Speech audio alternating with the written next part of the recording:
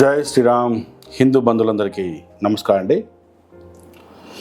మొత్తానికి ఎలక్షన్స్ అయిపోయినాయండి. గత నెల 2 నెలలుగా ఎలక్షన్ మోడ్లో ఉన్న అందరూ కూడా ఎలక్షన్ మోడ్ నుంచి బయటకు వచ్చారు. మనమందరం కూడా బీజేపీకి ఓటేసి మూడోసారి మోడీ గారిని ప్రధానమంత్రి కుర్చీలో కూర్చోబెట్టి ఈ దేశంలోని అనేక రకాలైన చట్టాలను కొత్తవి అలాగే ఏవైతే పాత చట్టాలు ఉన్నాయో అవన్నీ కూడా మార్చడానికి మోడీ గారిని మూడోసారి ముచ్చటగా కూర్చోబెడుతున్నాం. మనము ఇదే జరుగుతుంది, దేశం మొత్తం ఇదే జరుగుతుంది. ఓకే, సో ఇక మనం ఈ ఎలక్షన్ మోడ్లో నుంచి బయటకు వచ్చేస్తే ఇక విషయం ఏంటంటే, గత ఈ పోలింగ్ కంటే ముందు ఒక పోస్టర్ బాగా వైరల్ అయిందండి. సోషల్ మీడియాలో ఒక పోస్టర్ చాలా వైరల్ అయింది. నాకు దాదాపు చాలామంది నియర్లీ చాలా తక్కువ వేసుకున్న ఒక 400 అబోవ్ 400 to 500 బిట్వీన్ 400 నుంచి 500 మధ్యలో వ్యక్తులు నాకు ఒక పోస్టర్ పంపేయడం జరిగింది.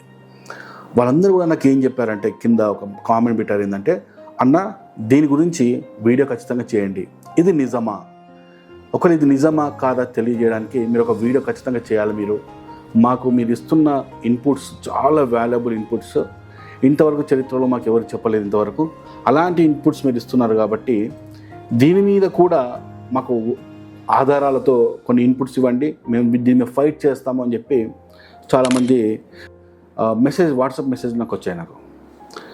సో అది అసలు ఆ పోస్టర్ ఏంటి అనేది కూడా మీకు ఒకసారి చూపిస్తాను. ఒకసారి స్క్రీన్ మీద చూడండి. పోస్టర్ ఇది అనమాట. ఈ పోస్టర్ ఏముంది అంటే, ఎలక్షన్ సంబంధించింది, మన ఓటు హక్కు గురించి. అంటే రైట్ టు ఓట్, మనకు ఓటు హక్కు ఇచ్చింది ఎవరు, ఇవాళ నీకైనా నాకైనా ఈ దేశంలో ఉన్న ప్రతి ఒక్క వ్యక్తికి ఓటు హక్కు ఇచ్చింది ఎవరు అనేదే ఈ పోస్టర్. ఈ పోస్టర్ని ఎలక్షన్ టైంలో ఎలా ఫార్వర్డ్ చేస్తారు చూడండి ఒకసారి. ఆ పోస్టర్లో అంబేద్కర్ కనబడుతున్నారు, అలాగే గాంధీజీ కనబడుతున్నారు, అలాగే నెహ్రూ కనబడుతున్నారు, అలాగే పటేల్ గారు కూడా మనకు కనబడుతున్నారు. అంబేద్కర్ గారు అయితే ఒక చాలా బాగుంది పోస్టర్. అంటే ఇది ఒరిజినల్ ఫోటో కాదు, పెయింటింగ్ వేసింది, చాలా అందంగా మహేష్ బాబు లాగా కనబడుతున్నారు. అంబేద్కర్ని ఒక మహేష్ బాబు లాగా తయారు చేస్తున్నారు. నాకు తెలిసి ఇంకొక 5-10 సంవత్సరాలు అయితే అంబేద్కర్కి 6 ప్యాక్ కూడా పెట్టేస్తారు. ఓకే, సరే, ఆ విషయం పక్కన పెట్టేస్తే మనము. సో నడుచుకుంటూ వస్తున్న ఈ పోస్టర్ని చూశారు కదా. ఈ పోస్టర్లో ఏమని ఉందని చూడండి, డాక్టర్ బిఆర్ అంబేద్కర్ గారి పుణ్యం వల్లనే మనకు ఓటు హక్కు వచ్చింది అనేది ఈ పోస్టర్ యొక్క సారాంశం. అంటే నీకైనా నాకైనా ఈరోజు ఓటు వేస్తున్నాం అంటే కారణం అంబేద్కర్ గారే కారణం అని చెప్పేసి ఈ అంబేద్కరిస్టులు తయారు చేసిన ఫోటో ఇది. ఇందులో ఈ ఓటు హక్కు మీద గాంధీజీ ఏమన్నాడు, నెహ్రూ ఏమన్నాడు, సర్దార్ వల్లభాయ్ పటేల్ ఏమన్నాడు అనేది కూడా వీళ్ళు ఇక్కడ ఇచ్చారనమాట. అంటే ఈ ముగ్గురి కంటే అంబేద్కర్ చాలా గొప్ప నాయకుడు, మనకు హక్కు ఇచ్చిన నాయకుడు అని చెప్పేసి అంబేద్కర్ని గొప్పగా చూపించడానికి కోసము ఆ ముగ్గురిని తక్కువ చేసి చూపిస్తున్న పోస్టర్ అనమాట ఇది. అందులో స్పష్టంగా గాంధీజీ గారు ఏమన్నారు అనేది ఒక మాట చెప్తున్నది, ఏంటంటే, పన్నులు ఎవరైతే చెల్లిస్తారో వారికి మాత్రమే ఓటు హక్కు ఇవ్వాలి అని చెప్పేసి గాంధీజీ అన్నాడట. రిఫరెన్స్ లేదు దానికి. ఒకటి బ్రదర్, ఇంకొకటి ఏంటంటే, అంబేద్కరిస్టులు ఏవైతే మాట్లాడతారో ఏవైతే చెప్తారో వాటికి రిఫరెన్స్లు ఉండవండి. వాడి బ్రెయిన్లో పుట్టిందే వాడు చెప్తాడు. అది వాడు ఏం చెప్తాడంటే, గాంధీజీలా అన్నాడు అని చెప్పి వాడు చెప్తాడు తప్ప గాంధీజీ ఎక్కడన్నాడు, ఏ సందర్భంలో అన్నాడు, అంటే ఏ సందర్భంలో అన్నాడు, ఏ పేజీలో ఉంది, ఏ పేపర్లో వచ్చింది, ఆయన రాసిన చరిత్రలో ఏమైనా రాసిందా, ఇలాంటి రిఫరెన్స్ మాత్రం అడగొద్దండి. అడిగితే మనం ఏమంటే తెలుసా, అప్పుడు మనం ఏమవుతామంటే అంబేద్కర్ వ్యతిరేకులం అవుతాం అనమాట మనం. సో వాళ్ళకి రిఫరెన్స్లు అడగద్దు, వాటి నోటికి వచ్చింది చెప్తాడు అంతే, అది నువ్వు నమ్మాలా. అంబేద్కర్ విషయంలో కూడా వాడు నోటికి వచ్చింది చెప్తాడు, అది నువ్వు నమ్మాలంతే. ఏదైనా వాడు చెప్పింది నమ్మాలంతే. ఓకే, చూడండి. సో నెహ్రూ ఏమన్నాడో అని అంబేద్కరిస్టులు చెప్తున్న విషయం చూడండి. ఇక్కడ రాజ కుటుంబాలకు మరియు 100 ఎకరాలు ఉన్న వారికి మాత్రమే ఓటు హక్కును ఇవ్వాలి అని చెప్పేసి నెహ్రూ అన్నాడని చెప్పేసి అంబేద్కరిస్టులు ప్రచారం చేస్తున్నారు. అలాగే సర్దార్ వల్లభాయ్ పటేల్ ఉక్కు మనిషి. ఈరోజు సర్దార్ వల్లభాయ్ పటేల్ని బీజేపీ ఎంతో గౌరవిస్తుంది. ఎందుకంటే ఈరోజు భారతదేశం ఈ ఆకారంలో మన భారతదేశం ఏదైతే షేప్ అయితే ఏదైతే ఆకారం ఉందో ఆ ఆకారాన్ని ఇచ్చినవాడే సర్దార్ వల్లభాయ్ పటేల్. అలాంటి వ్యక్తి ఏమన్నాడు అని చెప్పేసి అంబేద్కరిస్టులు చెప్తున్నారంటే, డిగ్రీ చదివిన వారికి మాత్రమే ఓటు హక్కు ఇవ్వాలి అని చెప్పేసి సర్దార్ వల్లభాయ్ పటేల్ చెప్పాడు అని చెప్పేసి అంబేద్కరిస్టులు ఒక పోస్టర్ తయారు చేశారు.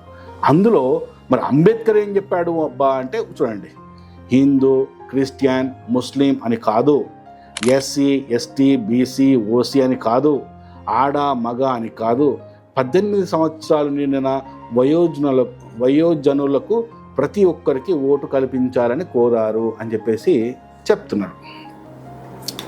దీనికి ఏమైనా రిఫరెన్స్ ఇస్తారా?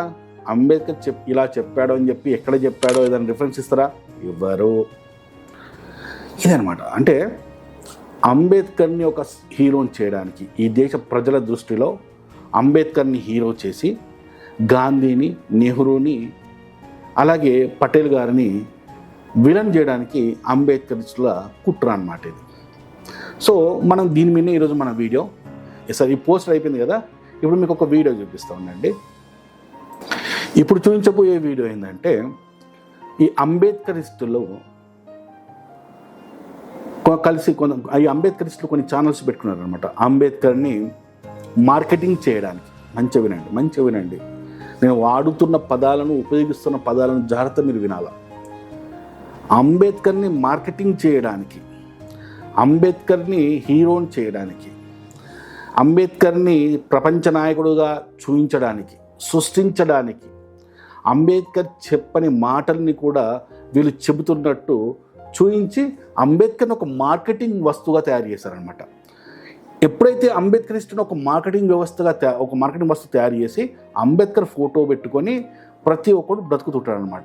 ఈ అంబేద్కరిస్టుల చందాలు వసూలు చేయడము, అన్యాయంగా అక్రమంగా అట్రాసిటీ కేసులు వేసి సెటిల్మెంట్లు వేసుకోవడం, ఇది అంబేద్కరిస్టుల యొక్క దందా. ఈ దందా బాగా జరగాలంటే ఏం చేయాలా? అంబేద్కర్ని మార్కెటింగ్ చేయాలి. ఇప్పుడు ఒక ప్రోడక్ట్, ఒక రిన్ సబ్బు అనే ఒక సబ్బును ప్రజల దగ్గరికి ఎంత ఎక్కువ మార్కెటింగ్ చేస్తే దాని మీద అంత ఆదాయం వస్తుంది కదా. ఎగ్జాక్ట్లీ ఇది కూడా అంతే అనమాట. అంబేద్కర్ అనే ఒక బొమ్మను, అంబేద్కర్ అనే ఒక వ్యక్తిని మార్కెటింగ్ చేస్తున్నారు ఈ అంబేద్కరిస్టులు అనమాట. సో ఆ అంబేద్కరిస్టులు చేస్తున్న మార్కెటింగ్ క్రమంలోనే N9 మీడియా అనేది కూడా ఒక ఛానల్ ఉంది, యూట్యూబ్ ఛానల్. వాడు అంబేద్కర్ని ఏ విధంగా మార్కెటింగ్ చేస్తుంది అనేది ఒకసారి మనం వీడియో రూపంలో చూద్దాం. మనం ఈ వీడియోకు బిట్ టు బిట్ చెబుతూ మీకు నేను ఎక్స్ప్లెయిన్ చేయడం జరుగుతుంది. ఓకే, చూడండి ఒకసారి. అయితే 1931లో జరిగినటువంటి 2వ రౌండ్ టేబుల్ సమావేశం 1931 సెప్టెంబర్ 7 నుండి డిసెంబర్ 31 తేదీ వరకు జరిగినటువంటి జార్జ్ 5 అధ్యక్షతన జరిగినటువంటి 2వ రౌండ్ టేబుల్ సమావేశంలో ఎప్పుడైతే బాబాసాహెబ్ అంబేద్కర్ గారు బ్రిటిష్ వాళ్ళ ముందు పెట్టినటువంటి ప్రధానమైన డిమాండ్ ఏంటంటే ఓటు హక్కు. చూడండి, 1930, 31, 32 ఈ 30 నుంచి 32 లోపల ఈ 3 రౌండ్ టేబుల్ సమావేశాలు లండన్లో జరిగాయి. ఇక్కడ వీళ్ళు ఏం చెప్తున్నా అంటే, సెకండ్ రౌండ్ టేబుల్ సమావేశాల్లో అంబేద్కర్ ముఖ్యమైన ఎజెండా ఏంటి అంటే ఓటు హక్కును ఈ దేశ ప్రజలకు ఇవ్వాలి అనేది ఆయన main agenda. Second round table సమావేశాల్లో అని ఈ N9 మీడియా ప్రచారం చేస్తున్నది. N9 మీడియానే కాదు, ప్రతి అంబేద్కరిస్ట్, ఆల్ అంబేద్కరిస్ట్ ప్రతి ఒక్కరు కూడా ప్రచారం చేసేది ఇదే అనమాట. మనకు మొట్టమొదటిసారిగా మనకు ఓటు హక్కును ఇచ్చిందే అంబేద్కర్ అనేది వీళ్ళు నమ్ముతున్నారు. ఎందుకంటే చరిత్రలో ఏముందనేది వాళ్ళకి అవసరం లేదు, వాళ్ళు నమ్మిందే చరిత్ర. అంబేద్కరిస్టులు నమ్మిందే చరిత్ర తప్ప చరిత్రలో ఏం రాసింది, చరిత్రలో ఏం జరిగింది అనే దాని గురించి వాళ్ళకి అవసరం లేదు. ఓకే, అసలు ముందు ఇంకా మనం చూద్దాం. ఇంపార్టెంట్, 1931 జరిగినటువంటి 2వ రౌండ్ టేబుల్ సమావేశానికి హాజరైనటువంటి అందరినీ, భారతీయుల అభిప్రాయాలు అందరినీ కూడా ఆనాడు బ్రిటిష్ వాళ్ళు అడగగా గాంధీ గారు చెప్పినటువంటి విషయం ఏంటి అంటే, ఈ దేశంలో ఎవరైతే పన్నులు కడతారో వారికి మాత్రమే ఓటు హక్కు ఇవ్వాలనేది గాంధీ గారి అభిప్రాయం. వీడు కూడా అదే ప్రచారం. అంబేద్కర్ అందరి ప్రచారం మనం పోస్టర్లో ఏదైతే చూసామో అదే ప్రచారం ఇక్కడ పాయింట్ ఏంటంటే వీడు ఏం చెప్తుందంటే రౌండ్ టేబుల్ సమావేశంలో పాల్గొన్న వాళ్ళందరికీ అడిగితే అందులో ముగ్గురు మాత్రము 3 రకాల సమాధానాలు చెప్పారు అని చెప్పేసి గాంధీజీ గారు ఏం చెప్పారట, ఎవరైతే ట్యాక్సెస్ ఎక్కువ పే చేస్తారో వాళ్ళకి మాత్రమే హక్కు ఇవ్వాలని చెప్పేసి చెప్పారు అని చెప్పేసి వీళ్ళు చెప్తున్నాడు. సో నెక్స్ట్ ఎవరి పేరు చెప్తారు చూడండి, సెకండ్ రౌండ్ టేబుల్ సమావేశంలో పాల్గొన్న వ్యక్తుల్లో ముఖ్యమైన 3 వ్యక్తులు అని చెప్పి చెప్తున్నాను అనమాట. చూడండి. అయితే జవహర్లాల్ నెహ్రూ గారు ఈ రాజ కుటుంబాలకు మాత్రమే 100 ఎకరాల కన్నా పైన ఉన్నటువంటి వాళ్ళకి మాత్రమే భూమి అంటే ఉన్న వాళ్ళకి మాత్రమే ఓటు హక్కు ఇవ్వాలని జవహర్లాల్ నెహ్రూ గారు అభిప్రాయపడ్డారు.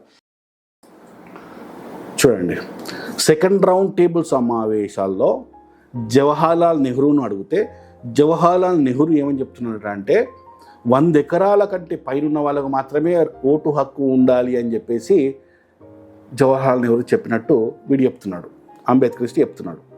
సరే, నెక్స్ట్ దీనికి సమాధానం చెప్తావు.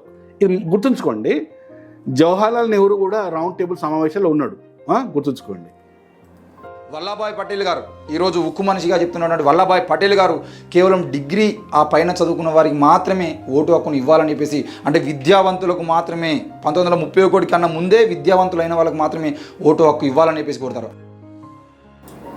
చూడండి, నెక్స్ట్ సర్దార్ వల్లభాయ్ పటేల్ గారికి అడిగితే సర్దార్ వల్లభాయ్ పటేల్ గారు ఏం చెప్పారంటే డిగ్రీ విద్యావేత్తలకు డిగ్రీ కంప్లీట్ అయిన వాళ్ళకు మాత్రమే ఓటు హక్కు ఇవ్వాలని చెప్పేసి రౌండ్ టేబుల్ సమావేశాల్లో సర్దార్ వల్లభాయ్ పటేల్ గారు చెప్పారట.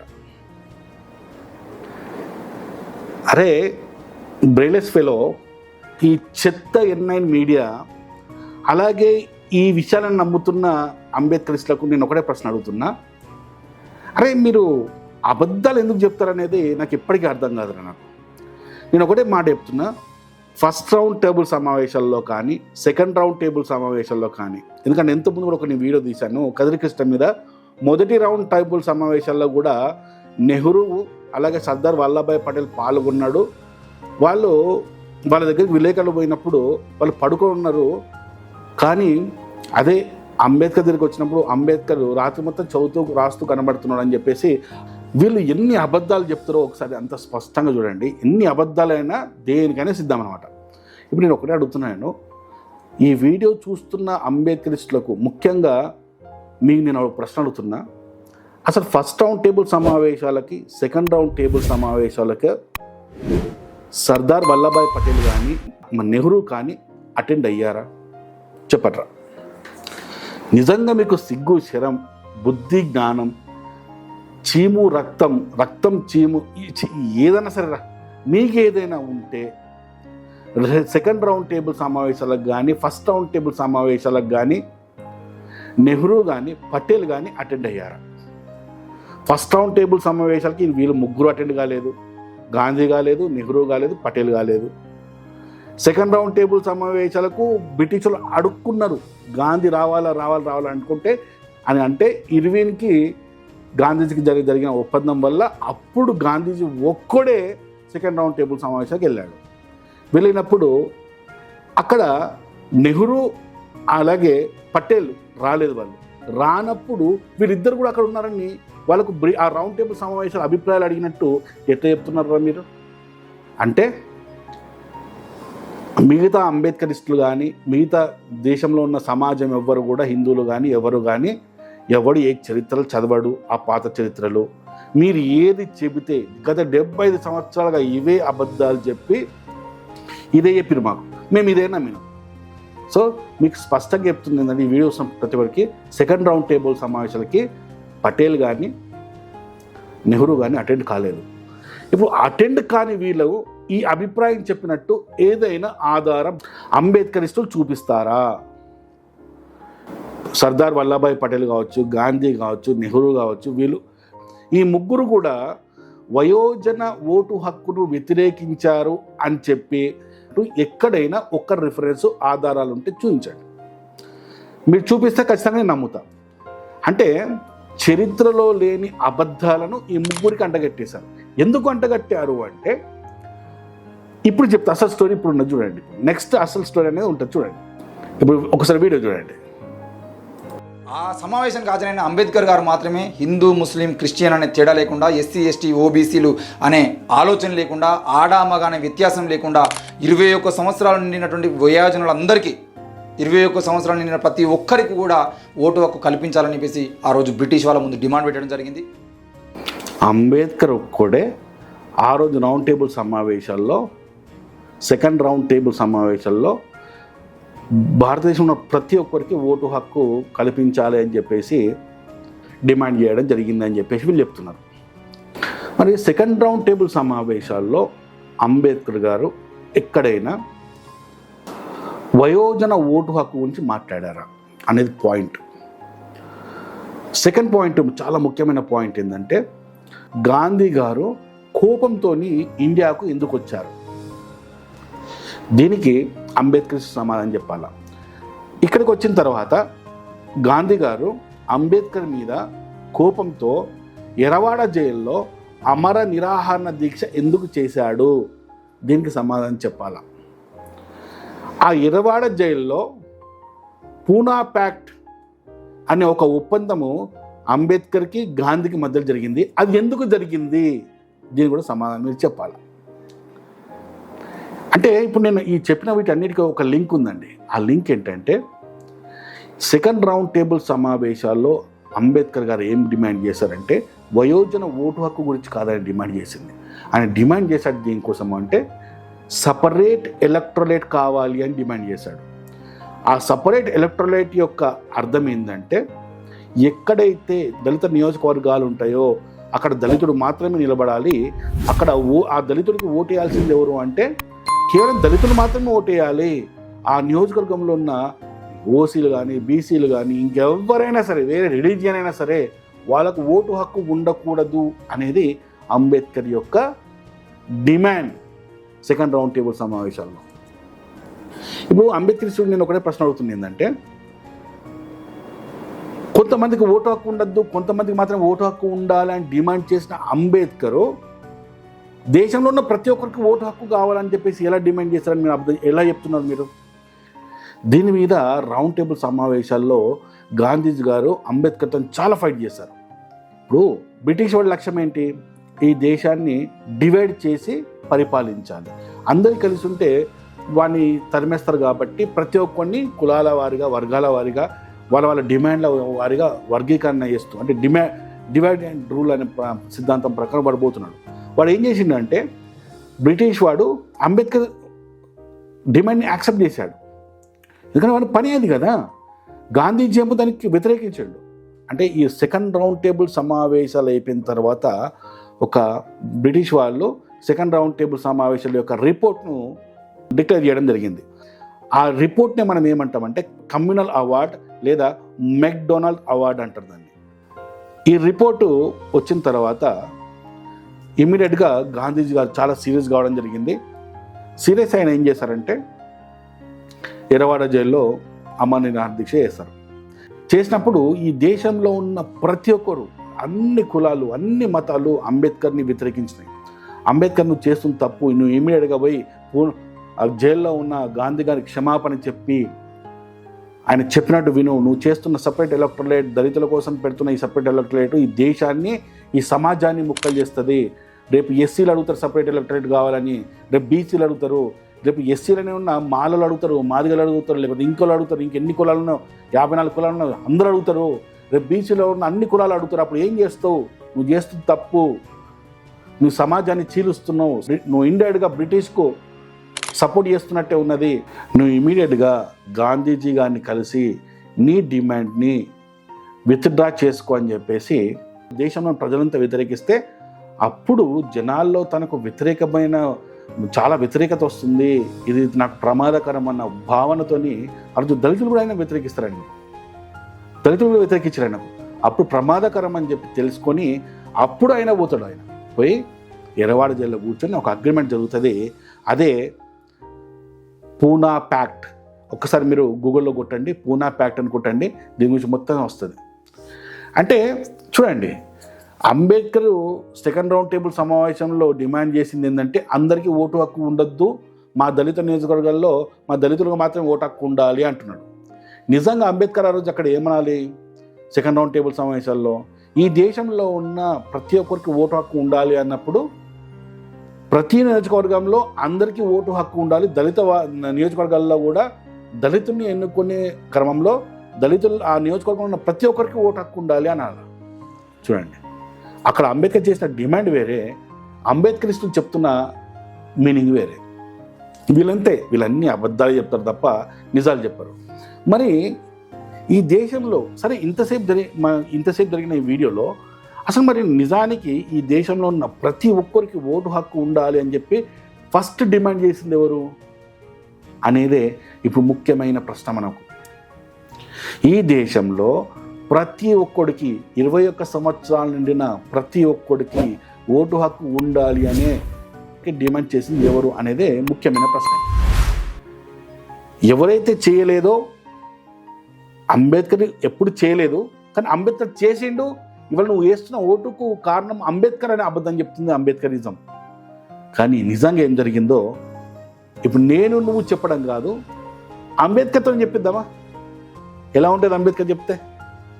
ఇప్పుడు వయోజన ఓటు హక్కును డిమాండ్ చేసింది ఎవరు అనేది నువ్వు చెప్పినా నమ్మరు, నేను చెప్పినా నమ్మరు, పుస్తకాల్లో ఉన్నా కూడా నమ్మరు. మరి అంబేద్కరిస్టులు ఎవరు చెప్తే నమ్ముతారు?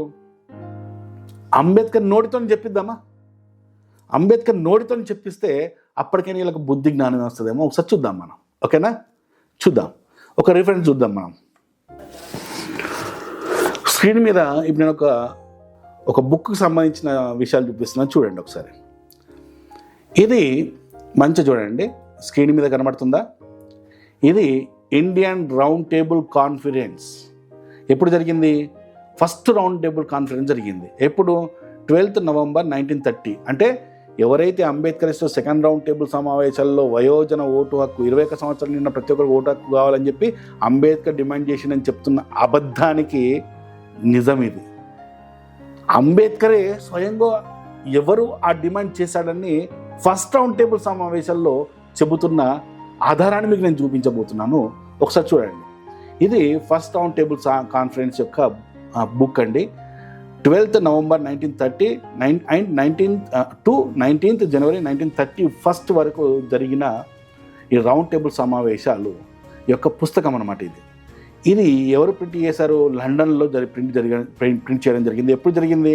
1931 రౌండ్ టేబుల్ సమావేశాలు అయిపోగానే బ్రిటిష్ గవర్నమెంట్ ఒక పుస్తకాన్ని ప్రింట్ చేశారండి. ఆ పుస్తకమే ఈ పుస్తకం. ఇప్పుడు మీరు చూస్తున్న పుస్తకం, ఈ పుస్తకం ఎప్పుడు ప్రింట్ అయింది? 1931లో అయింది. ఫస్ట్ రౌండ్ టేబుల్ సమావేశాలు అయిపోయిన తర్వాత ప్రింట్ చేయబడిన పుస్తకం అన్నమాట ఇది. ఇందులో చాలా స్పష్టంగా రౌండ్ టేబుల్ సమావేశాల్లో మినిట్ టు మినిట్ ఎవరెవరు ఏం మాట్లాడిండ్రో, ఏ రోజు ఎవరు మాట్లాడిండ్రో ప్రతి ఒక్క అక్షరాన్ని రికార్డ్ చేసి రాయబడిన పుస్తకం అన్నమాట. ఈ పుస్తకంలో పేజ్ నంబర్ 461 పేజ్ ఉంది. ఈ రౌండ్ టేబుల్ సమావేశాలు జరిగిన ఈ పుస్తకంలో పేజ్ నంబర్ 461 అనే ఒక పేజ్ ఉందండి. ఆ పేజ్లో అంబేద్కరే చెప్పిన మాట ఏందో ఒకసారి చూద్దాం మనం. ఏమంటుండో నేను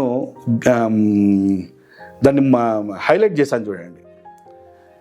everybody know that Nehru committee had adopted adult suffrage and that part of the constitution framed by it had the support of all political parties in India. Ambedkar స్వయంగా చెబుతున్న మాట ఏంటి అంటే, నెహ్రూ కమిటీ, ఈ నెహ్రూ కమిటీ ఎప్పుడు ఏర్పడ్డది? నెహ్రూ కమిటీ ఎప్పుడు ఏర్పడ్డదో మీకు స్పష్టంగా చెప్తా చూడండి. 19 May 1928 సంవత్సరం. అంటే first round table, second round table, third round table.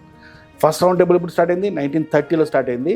ఈ 1930 కంటే ముందు దాదాపు 3 సంవత్సరాల ముందు ఒక కమిటీ ఏర్పడ్డది.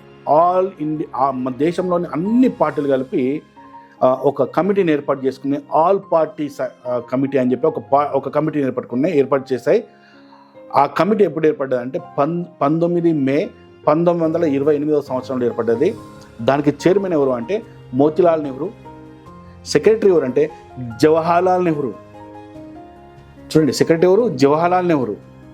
సుభాష్ చంద్రబోస్, అలీ ఇమామ్, తేజ్ బహదూర్ సప్రు, ఎంఆర్ జయశంకర్, అని బిసెంట్ అనే వీళ్ళందరూ కలిసి గాంధీజీ గారి నాయకత్వంలో ఇలా ఏర్పడ్డది అనమాట. ఇది ఏది జరిగినా గాంధీజీ గారి నాయకత్వంలోనే ఉంటుంది, స్పెషల్గా చెప్పనవసరం లేదు. వీళ్ళు ఒక కాన్స్టిట్యూషన్ని రాస్తారన్నమాట. ఇండియా కోసం ఒక సైమన్ కమిషన్ని వ్యతిరేకించి మాకు మీ రాజ్యాంగం కాదు కావాల్సింది, మేము రాసిచ్చిన రాజ్యాంగాన్ని మీరు అమలు చేయాలని చెప్పేసి వాళ్ళు తయారు చేసిన ఒక రాజ్యాంగాన్ని మన ఇండియన్ వాళ్ళు మన వాళ్ళే స్వయంగా ఒక రాజ్యాంగాన్ని తయారు చేస్తారు. అదే ఇది అనమాట. ఇందులో నెహ్రూ రిపోర్ట్ అంటుంది చూడండి. ఇలా నెహ్రూ కమిటీ, ఇక్కడ నెహ్రూ కమిటీ అన్నా నెహ్రూ రిపోర్ట్ అన్నా మీరు ఒకసారి గూగుల్లో కొట్టండి, ఇదే అనమాట.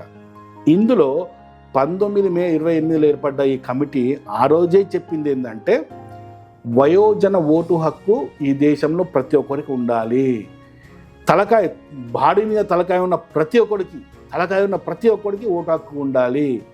అది అతని వయసు 21 సంవత్సరాలు నిండి ఉండాలి అని 1928లో మోతీలాల్ నెహ్రూ, జవహర్లాల్ నెహ్రూ, గాంధీ గారు, సుభాష్ చంద్రబోస్ గారు, అలాగే సర్దార్ వల్లభాయ్ పటేల్ అందరూ కలిసి కాంగ్రెస్ పార్టీ డిసైడ్ చేసింది. ఇప్పుడు అర్థమైందా? మనకు ఫస్ట్ 21 సంవత్సరాలు నిండిన ప్రతి ఒక్కరికి ఓటు హక్కు ఎవరు ఉండాలని చెప్పారు? నెహ్రూ కమిటీ చెప్పింది. నెహ్రూ కమిటీ యొక్క డిమాండ్ని ఏదైతే ఉందో ఆ డిమాండ్ని 3 సంవత్సరాల తర్వాత రౌండ్ టేబుల్ సమావేశాల్లో, సెకండ్ రౌండ్ టేబుల్ సమావేశంలో అంబేద్కర్ చెప్పిండని చెప్తున్నాను. అక్కడ కూడా అంబేద్కర్ చెప్పలేదండి, ఆడ కూడా చెప్పలేదు అంబేద్కర్. అక్కడ కూడా అంబేద్కర్ యొక్క డిమాండ్ ఏంటంటే సపరేట్ ఎలక్టరేట్, అందరికీ ఓటు హక్కు వద్దు. మా నియోజకవర్గంలో మేము మాత్రం ఓటు వేసుకుంటాం, మిగతా నియోజకవర్గాలు వాళ్ళు ఓటు వేసుకోమని. కానీ అక్కడ కూడా మేము వేస్తాం మళ్ళీ ఓటు. అంబేద్కర్ డిమాండ్ చూడండి. డ్యూయల్ ఓట్ అంటారు దీన్ని, డ్యూయల్ ఓట్. మా నియోజకవర్గంలో మేము ఓటు వేస్తాం, కానీ మిగతా వాళ్ళు ఓటు వేయడానికి వీల్లేదు.